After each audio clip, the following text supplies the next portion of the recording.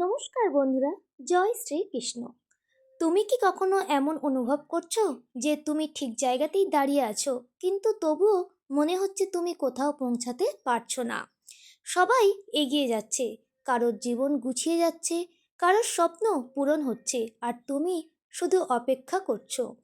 অপেক্ষা একটা উত্তর পাওয়ার জন্য, একটা সুযোগ পাওয়ার জন্য, একটা মানুষের ফিরে আসার জন্য। কিন্তু যত সময় যাচ্ছে তত মনে হচ্ছে এই অপেক্ষার কোনো শেষ নেই। বলো তো, কতদিন ধরে তুমি নিজের ভেতরের এই নীরব যুদ্ধটা লুকিয়ে রেখেছো? আজ একটা কাজ করো। যদি তুমি এই মুহূর্তে নিজেকে হারিয়ে ফেলেছো, তাহলে কমেন্টে শুধু একটা শব্দ লিখো, আমি এখনো লড়ছি। কারণ তুমি একা নও। তোমার মতো হাজারো মানুষ আছে যারা বাইরে থেকে হাসে, কিন্তু ভেতরে প্রতিদিন ভেঙে পড়ে। তুমি জানো সবচেয়ে ভয়ঙ্কর ক্লান্তি কোনটা? শরীরের ক্লান্তি না, মনের ক্লান্তি। যখন তুমি আর কারোর কাছে কিছু বলতে চাও না, কিন্তু ভেতরে হাজারটা কথা জমে থাকে। যখন তুমি কাউকে দোষ দাও না, কিন্তু নিজের ওপরেই রাগ হয়। যখন তুমি বুঝতে পারো না তুমি আসলে ঠিক কী হারিয়েছো, কিন্তু কিছু একটা খুব গুরুত্বপূর্ণ হারিয়ে গেছে। এই অবস্থাটাকে অনেকে বলে হারিয়ে যাওয়া। কিন্তু শোনো, এটা হারিয়ে যাওয়া না, এটা তোমার ভেতরের এক নতুন যাত্রার শুরু। তুমি শুধু সেটা এখনো বুঝতে পারোনি। একটা সময় ছিল যখন তুমি খুব সহজে হাসতে, ছোট ছোট জিনিসে খুশি হতে।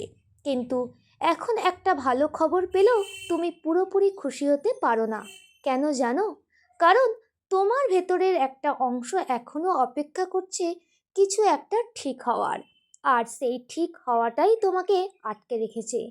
আমরা ভাবি সব কিছু ঠিক হয়ে গেলে আমরা শান্তি পাবো, কিন্তু সত্যিটা একটু আলাদা। শান্তি তখনই আসে যখন তুমি মেনে নাও সব কিছু কখনোই পুরোপুরি ঠিক হবে না।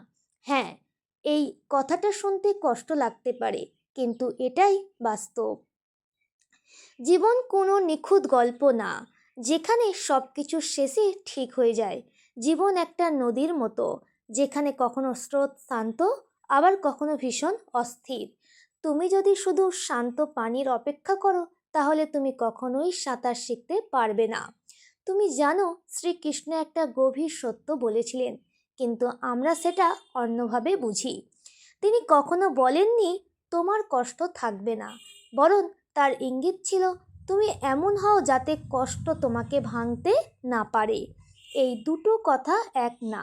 আমরা চাই জীবনে কোনো ঝড় না আসুক, কিন্তু জীবন চায় তুমি এমন শক্ত হও যাতে ঝড় এলেও তুমি দাঁড়িয়ে থাকতে পারো।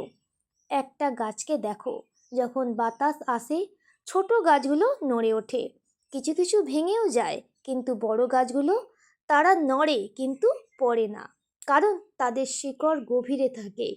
তোমার সমস্যাটা বাইরে না, তোমার শিকড়ের ভেতরে। তুমি বাইরের সব ঠিক করতে চাইছো, কিন্তু নিজের ভেতরটা শক্ত করছো না।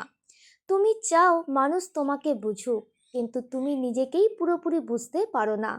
তুমি চাও কেউ এসে তোমাকে ঠিক করে দিক, কিন্তু তুমি নিজে নিজের পাশে দাঁড়াও না। এই যে অপেক্ষা, এই যে ভেতরের শূন্যতা, এগুলো শাস্তি না, একটা ইঙ্গিত, একটা ডাক, যেখানে তোমাকে বলা হচ্ছে এবার নিজেকে খুঁজে বের করো। কিন্তু আমরা কি করি?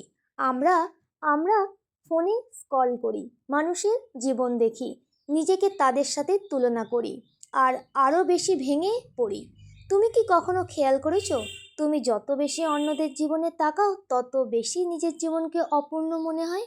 কারণ তুমি নিজের গল্পটা ভুলে গেছো। তুমি অন্যদের বই পড়ছো, কিন্তু নিজের বইটা খুলছো না। আর এই কারণেই তুমি আটকে আছো। একটা সময় আসে যখন তোমাকে সব প্রশ্নের উত্তর খুঁজতে হয় না, কিছু প্রশ্নকে ছেড়ে দিতে হয়। হ্যাঁ, ছাড়তে হয়, কারণ সব উত্তর জানা জরুরি না, কিছু অনুভব করা জরুরি। শ্রীকৃষ্ণের একটা গভীর দর্শন আছে, যেটা আমরা প্রায় মিস করি। তিনি সবসময় কর্মের কথা বলেছেন, কিন্তু ফলের নয়। কেন? কারণ ফল তোমার নিয়ন্ত্রণে না, কিন্তু তুমি এমনভাবে বাঁচতে পারো যাতে ফল যাই হোক তোমার ভেতরের শান্তি নষ্ট না হয়। তুমি এখন যেটা করছো, তুমি জীবনের সাথে লড়াই করছো। কিন্তু তুমি যদি লড়াই বন্ধ করে দাও, যদি তুমি জীবনের সাথে চলতে শুরু করো, ভাবো তো, নদীর বিরুদ্ধে সাঁতার কাটলে তুমি ক্লান্ত হবে, কিন্তু স্রোতের সাথে চললে তুমি এগিয়ে যাবে। তুমি এখন ক্লান্ত কারণ তুমি সব কিছু নিজের মতো করতে চাইছো, কিন্তু কখনো কখনো নিজেকে ছেড়ে দেওয়ার শক্তির লক্ষণ দুর্বলতার না। তুমি কি জানো সবচেয়ে সাহসী মানুষকে? যে সব কিছু কন্ট্রোল করতে চায় না, বরং যেটা কন্ট্রোল করতে পারে না সেটাকে মেনে নেয়। এই মেনে নেওয়ার ভেতরেই আছে মুক্তি। তোমার জীবনে যাহা কিছু ভেঙে গেছে, যা কিছু হারিয়ে গেছে, সব কিছু হয়তো ফিরে আসবে না, কিন্তু একটা জিনিস ফিরে আসতে পারে, তুমি নিজে। আর যখন তুমি নিজেকে ফিরে পাবে, তখন তুমি বুঝবে তুমি আসলে কিছুই হারাওনি, তুমি শুধু ভুল জায়গায় খুঁজছিলে। তুমি কি কখনো ভেবেছো কেন রাত সবচেয়ে বেশি নীরব হয়? কারণ সেই সময়ই মানুষ নিজের সাথে সবচেয়ে বেশি কথা বলে। দিনের শব্দে আমরা নিজেদের ভুলে যাই, কিন্তু রাতের নীরবতা আমাদের সত্য দেখায়। আজ একটা কাজ করো, নিজের সাথে বসো।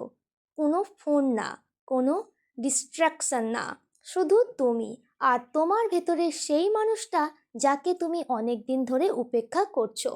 তাকে জিজ্ঞেস করো তুই আসলে কি চাস, আর চুপ করে শোনো।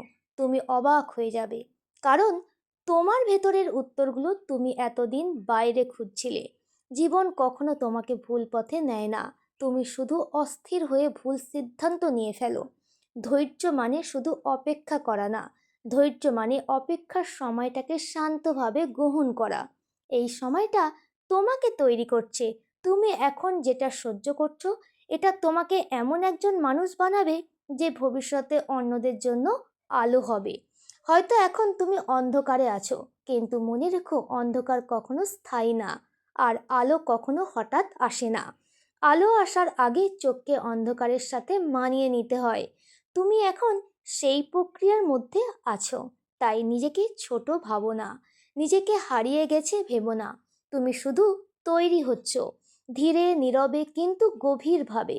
শেষে একটা কথা বলি, যদি আজকের এই কথাগুলো তোমার ভেতরের কোনো জায়গার স্পর্শ করে থাকে, তাহলে লাইক দিয়ে জানাও তুমি এই যাত্রার অংশ।